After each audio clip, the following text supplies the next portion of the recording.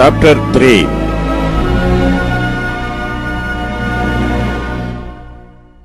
Then said the Lord unto me, Go yet, love a woman beloved of her friend, yet an adulteress, according to the love of the Lord toward the children of Israel, who look to other gods and love flagons of wine. So I bought her to me for 15 pieces of silver, and for an homer of barley, and an half homer of barley. And I said unto her, Thou shalt abide for me many days.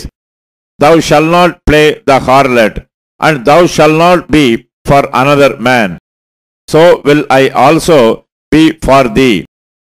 For the children of Israel shall abide many days without a king, and without a prince, and without a sacrifice, and without an image, and without an ephod, and without teraphim.